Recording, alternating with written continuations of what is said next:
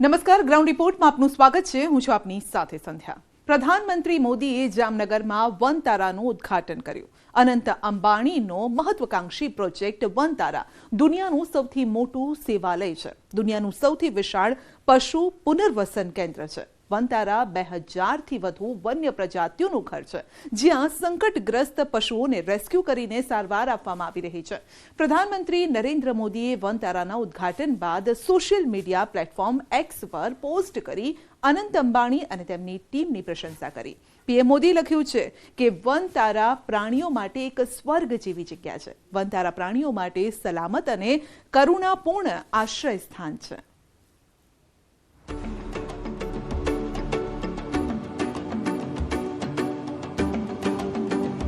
ગુજરાતમાં જામનગર રિફાઇનરી પરિસરમાં 3500 એકરમાં ફેલાયેલો વનતારા માત્ર એક પશુ પુનર્વસન કેન્દ્ર નથી, પણ માનવીય કરુણા, સમર્પણ, વૈજ્ઞાનિક શ્રેષ્ઠતાનું ઉત્કૃષ્ટ ઉદાહરણ છે.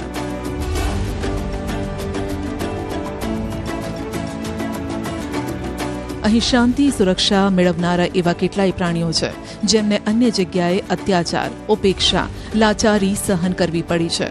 સાથે જ 2400થી વધુ સમર્પિત સંરક્ષકોએ અહીં પોતાના જીવનનું મુખ્ય ધ્યેય શોધી લીધું છે. વનતારા ન માત્ર પશુઓ માટે એક સુરક્ષિત સ્વર્ગ છે, પણ આ દયા અને સેવાની ભાવનાનું જીવંત ઉદાહરણ પણ છે.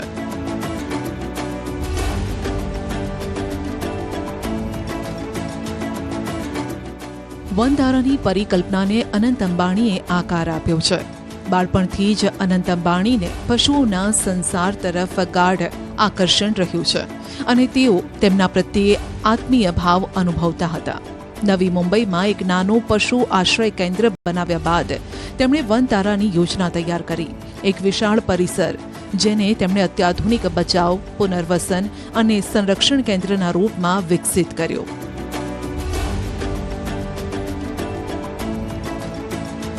આ ન માત્ર તમામ પ્રકારના જીવો માટે એક સુરક્ષિત આશ્રય બન્યું છે, પણ પશુ કલ્યાણના ક્ષેત્રમાં એક ઉત્તમ દાખલો પણ બેસાડ્યો છે.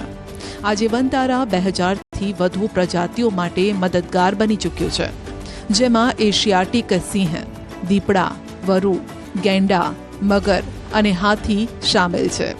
જે સ્તરનું સંરક્ષણ કાર્ય વનતારા કરી રહ્યું છે, તેવું કાર્ય દુનિયામાં બીજે ક્યાંય જોવા નથી મળી રહ્યું.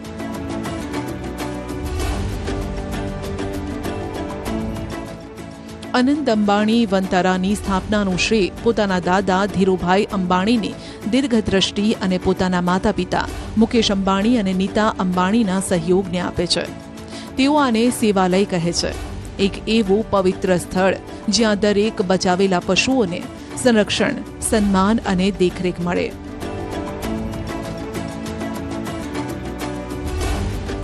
વનતારા માત્ર એક પુનર્વસન કેન્દ્ર જ નહીં, પણ સેવા અને કરુણાનું એક જીવંત પ્રતીક છે.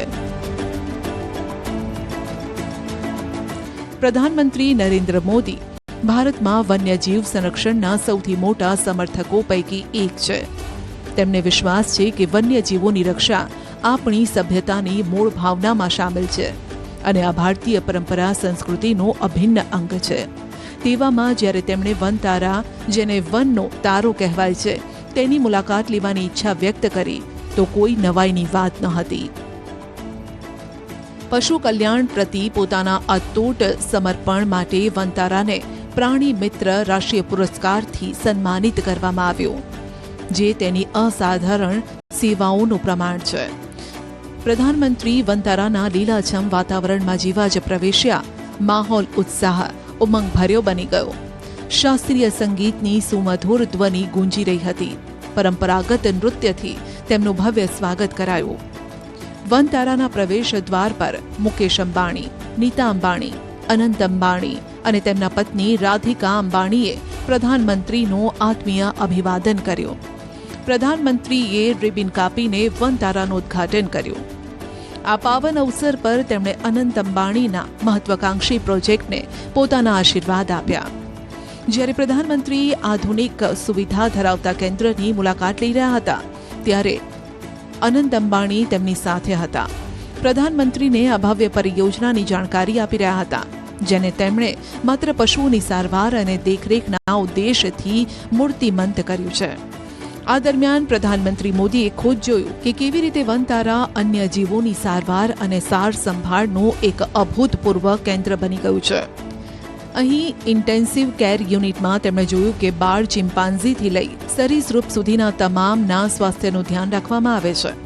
MIR સિટી સ્કેન સેન્ટરમાં અત્યાધુનિક ટેકનોલોજીથી પશુઓની બીમારીનું નિદાન કરાય છે. અહીં આવેલું ઓપરેશન થિયેટર એવું છે જેમાં પડકારજનક સ્થિતિનો સામનો કરવાની વ્યવસ્થા છે.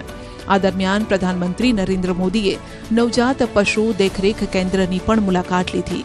ત્યાં રહેનારા નવજાત સાથે મુલાકાત પણ કરી.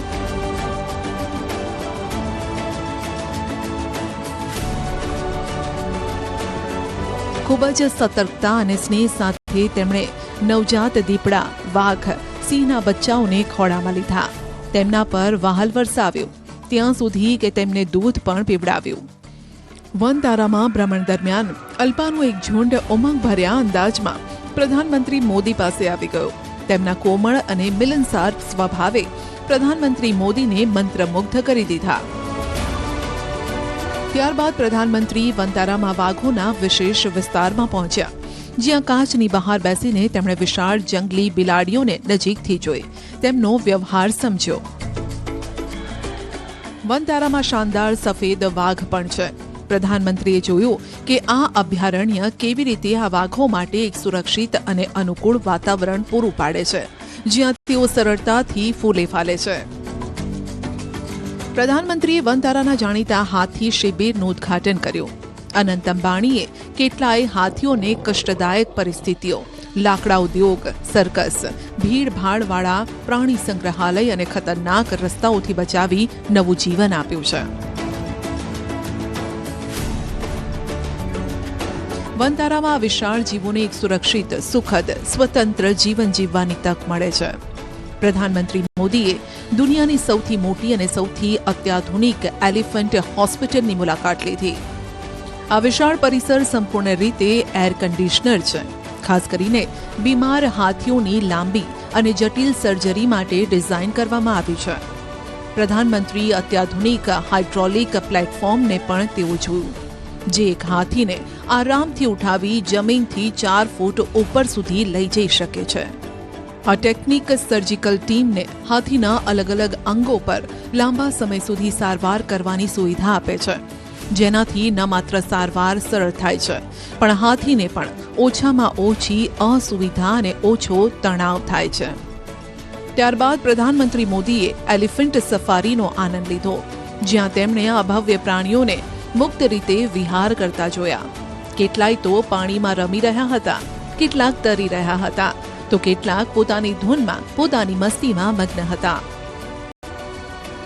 વનતારાએ અત્યાર સુધી હજારો પ્રાણીઓને બચાવ્યા, તેમની સારવાર કરી, તેમની દેખરેખ અને પુનર્વસન કર્યું, જેમાં પ્રસિદ્ધ ગુલાબી રંગના ફ્લેમિંગો પણ શામેલ છે. પક્ષીઓના આ આવાસે પણ મોદીને મંત્રમુગ્ધ કરી દીધા. અનંત અંબાણીએ વનતારામાં ગેંડા માટે કુદરતી અભયારણ્ય વિકસિત કર્યું છે. 5 એકરમાં ફેલાયેલા આ વિશેષ ક્ષેત્રમાં એક શિંગડાવાળા ગેંડા માટે પ્રાકૃતિક ઘાસના મેદાન બનાવવામાં આવ્યા છે, જેમાં કુદરતી જળ સ્ત્રોત અને કીચડવાળો વિસ્તાર પણ છે. પ્રધાનમંત્રી મોદીએ અહીં ગેંડાઓને દૂધ પીવડાવ્યું, સાથે જ અનોખા અનુભવનો આનંદ માણ્યો. વનતારાના વિશાળ પરિસરમાં આગળ વધતા પ્રધાનમંત્રીએ કેટલાય નાના વન્યજીવો સાથે મુલાકાત કરી. ક્યારેક ચંચળ મોર સાથે રમતા, તો ક્યારેક દોસ્ત જેવા સ્ટીલ્સ સાથે હાથ હલાવીને અભિવાદન કરતા. આ દરમિયાન તેમની ખાસ મુલાકાત ઓરંગુટાન સાથે થઈ. પ્રધાનમંત્રી નરેન્દ્ર મોદી અને અનંત અંબાણીએ જીરાફ અભયારણ્યની પણ મુલાકાત લીધી. પૃથ્વીના સૌથી ઊંચા ભૂમિજીવને નજીકથી જોવાનો દુર્લભ અનુભવ મેળવ્યો. વનતારા આ સુંદર ઝીબ્રાનું પણ રહેઠાણ છે. પ્રધાનમંત્રીએ જોયું કે અહીં કેવી રીતે લીલીછમ સુંદરતા વચ્ચે આ જીવોને સ્વસ્થ અને સુરક્ષિત રાખવામાં આવે છે. ત્યારબાદ તેમણે રેપ્ટાઇલ ઝોનમાં પ્રવેશ કર્યો. અહીં પ્રાચીન જીવ પોતાની અદ્ભુત અનુકૂલન ક્ષમતાના કારણે પોતાના અસ્તિત્વને બચાવી રાખવામાં પાવરધા છે. પ્રકૃતિમાં પોતાની અનોખી વિશેષતાઓ માટે ઓળખાય છે. વનતારાએ કેટલાય દુર્લભ સાપોને બચાવ્યા છે, જેમાં આ અનોખો 2 મોઢાવાળો સાપ પણ સામેલ છે.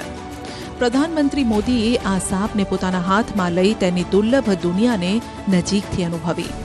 અહીં પ્રધાનમંત્રીએ વિશાળ મગરોને ખૂબ નજીકથી જોયા, જ્યારે આ મગરો પોતાના કુદરતી અંદાજમાં એક્ટિવ હતા. વનતારામાં ચિત્તા સંરક્ષણ કાર્યક્રમ ભારતના જંગલોમાં ચિત્તાઓને ફરી વસાવવામાં મહત્વપૂર્ણ ભૂમિકા નિભાવી રહ્યું છે. આ મિશન પ્રધાનમંત્રીની એકદમ નજીક છે અને જ્યારે તેમણે K2 ચિત્તા ક્ષેત્રની મુલાકાત લીધી ત્યારે આ ક્ષણ તેમના માટે ભાવનાત્મક હતી. પ્રધાનમંત્રી નરેન્દ્ર મોદીએ વનતારાના ઉદ્ઘાટન બાદ ટ્વીટ કરી પ્રશંસા કરી. પીએમ મોદીએ ટ્વીટ કરી કહ્યું કે વનતારા પ્રાણીઓ માટે એક સ્વર્ગ જેવી જગ્યા છે. વનતારા પ્રાણીઓ માટે સલામત અને કરુણાપૂર્ણ આશ્રય સ્થાન છે. વનતારા જેવો પ્રયાસ ખરેખર પ્રશંસનીય છે. આ માટે હું અનંત અંબાણીને શુભેચ્છા આપું છું, સાથે સમગ્ર ટીમની પ્રશંસા કરું છું. વનતારામાં હાથી તેમજ પ્રાણીઓની રાખવામાં આવતી કાળજીની પણ પીએમ મોદીએ નોંધ લીધી. વનતારાનું ઉદ્ઘાટન કર્યું, જે એક અદ્વિતીય વન્યજીવ સંરક્ષણ, બચાવ અને પુનર્વસનની પહેલ છે, જે પારિસ્થિતિક સ્થિરતા અને વન્યજીવ કલ્યાણને પ્રોત્સાહન આપે છે.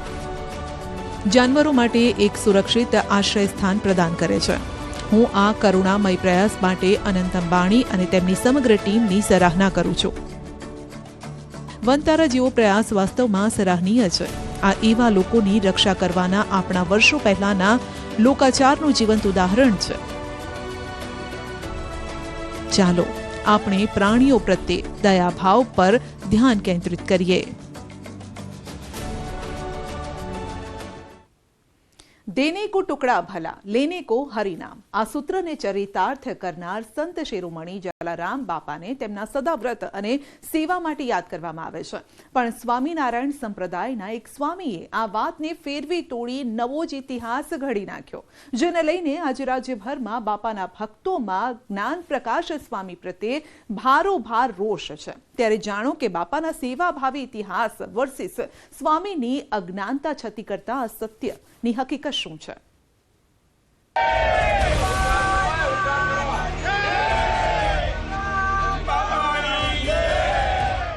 આ ન થવું જોઈએ, અમને ખુશ થવું જોઈએ. અમારા બાવળિયાને કોક કઈ જાય તો અમે પાણી એનું વીરપુરની અંદર અમે લાજી ભાઈ. આજ મારું ગામ એના તરફથી છે અને ભૂખ્યાને ઉઠાડે છે, ખવડાવે છે. આજ અમારું બાવડું પકડ્યું છે ને અમે કેમ એને ભૂલી જાય? સાધુથી ન બોલાય એવું અમારા સંતોને. આ આક્રોશ છે, આ નારાજગી છે અને આ દુઃખ છે તેમના સંત પ્રત્યે ઉચ્ચારેલા અપશબ્દો માટે. અને આજ મારું બાવડું પકડ્યું છે, મને એક્સિડન્ટ થયું તો કોઈ તાકાત નથી કે ડોક્ટર હાથ નાખીને કાઢી નાખ્યા હતા કે માજે નહીં ઊભા થાય, પણ મને મારા બાપાએ બાવડું પકડીને મને ઊભી કરી છે. આ શ્રદ્ધા, આ વિશ્વાસ અને આ અંતરાત્માનો અવાજ છે એ સંત પ્રત્યે, જેઓએ ન માત્ર રોટલો આપ્યો પણ ઓટલો પણ આપ્યો, અનેકોને જીવન જીવવાની દિશા બતાવી, નિસહાયને સહારો આપ્યો અને ભૂખ્યા પેટની આંતરડી ઠારી. ચાલી વરે દીકરો દીધો વિચાર તો કરો. હે આજ અમારા બાપાનું અમે કોઈ કઈ જાય ને તો અમારું ધૂનસ લાગે ભાઈ. અમારો બાપો કોઈ જેવો તો નથી કે મારી માં વીરબાઈ જેવી તેવી નથી. એના સેવક કેવા છે બધા. સાંભળ્યું, આ છે જલારામ બાપામાં અતૂટ આસ્થા ધરાવતા માજી, જેઓ એક તરફ બાપા પ્રત્યે પ્રેમ વ્યક્ત કરી રહ્યા છે તો બીજી તરફ એવા સ્વામી પ્રત્યે રોષ વ્યક્ત કરી રહ્યા છે, જેઓએ જલારામ બાપા પ્રત્યે અજ્ઞાન વ્યક્ત કર્યું છે. વીરપુરમાં એક વૃદ્ધા બાપાનો મહિમા કહેતા ભાવુક થઈ ગયા અને સ્વામીને આડે હાથ લીધા. પહેલા સાંભળો એ જ્ઞાન પ્રકાશ સ્વામીની અજ્ઞાની વાણીને. જલાભગત્ય સ્વામીની પાસે આશીર્વાદ મેકા કે સ્વામી, મારો એકમાત્ર લક્ષ્ય કે ઈચ્છા છે કે અહીંયા કાયમને માટે સદાવ્રત ચાલે અને જે કોઈ આવે એ બધાને અહીંયા પ્રસાદ મળે, ભોજન મળે. સ્વામીને બાટી અને દાળ જમાડ્યા. આપણે કે દાળ બાટી, આપણી દાળ બાટીમાં એ દાળ બાટીમાં ફરક. હવે આપણી દાળ બાટી ફેન્સી થઈ ગઈ, એમાં જાત જાતની ડાળું પડે, એનો સરસ વઘાર પડે, બાટી પણ સરસ બિસ્કિટ જેવી બનાવવા માંડ્યા. એ વખતે દાળ બાટી બહુ સામાન્ય ખાણું કહેવાતું. દાળ બાટી સ્વામીને જમાડ્યા. સ્વામી બહુ રાજી થયા અને રાજી થઈને ગુણાતીતાનંદ સ્વામી કહે કે જલા ભગત, તમારો સંકલ્પ ભગવાન પૂરો કરે અને કાયમને માટે તમારા ભંડાર અખૂટ રહેશે, જાઓ. આમ જ્ઞાન પ્રકાશ સ્વામીના મતે સ્વામિનારાયણ સંપ્રદાયના ગુણાતીનંદ સ્વામીના ચમત્કાર અને આશીર્વાદ જલારામ બાપાને મળ્યા હતા અને તેમના પરચાના કારણે હાલ વીરપુરમાં અન્નક્ષેત્ર ધમધમી રહ્યું છે. એટલે કે જલારામ બાપાનું સત નહીં પરંતુ સ્વામિનારાયણ સંપ્રદાયના સંતના આશીર્વાદથી હાલ વીરપુરમાં રોટલો નથી ખૂટતો. સુરતના અમરોલી ખાતે આ સંતે આ પ્રકારનું વિવાદિત પ્રવચન આપ્યું, જેના કારણે જલારામ બાપાના ભક્તોમાં રોષની લાગણી છવાઈ ગઈ.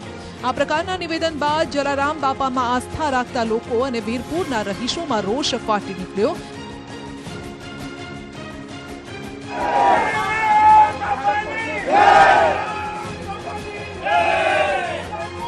ને વીરપુર બંધનું એલાન આપી દીધું.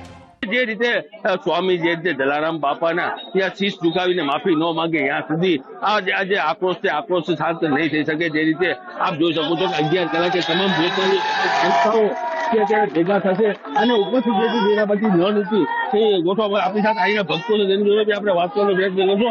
શું કહેશો? શું કહો?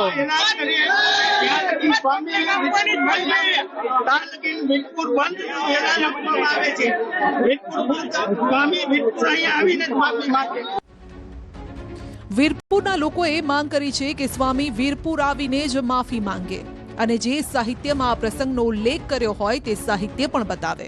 જે કોઈ જ્ઞાન સ્વામી, જ્ઞાન પ્રકાશ સ્વામી જેવા વ્યક્તિએ કોઈ જે ટિપ્પણી કરી છે જેને એનું જ્ઞાન નથી, ખરેખર એની જે ટિપ્પણી છે ને અમે વીરપુર ગામ વતી અને સરપંચ વતી અમે એને વખોડીએ છીએ અને આવી ટિપ્પણી ખરેખર કરવી ન જોઈએ ને.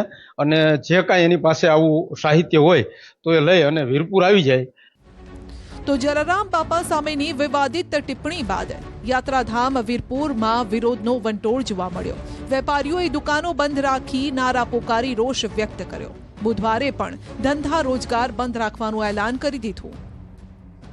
ચોક્કસ, સૌપ્રથમ તો આપને હું આ દ્રશ્યો છે તે બતાવવાનો પ્રયત્ન કરી રહ્યો છું. જોઈ શકાય છે આ દ્રશ્યો વીરપુર જલારામ ધામના દ્રશ્યો છે. જોઈ શકાય છે કે તમામ જે વેપારીઓની દુકાન છે તે હાલ બંધ હાલતની અંદર જોવા મળી રહી છે. બીજી તરફ બાપાનું જે મંદિર છે તે ખુલ્લું છે. ભક્તજનો છે તે હાલ દર્શન પણ કરી રહ્યા છે.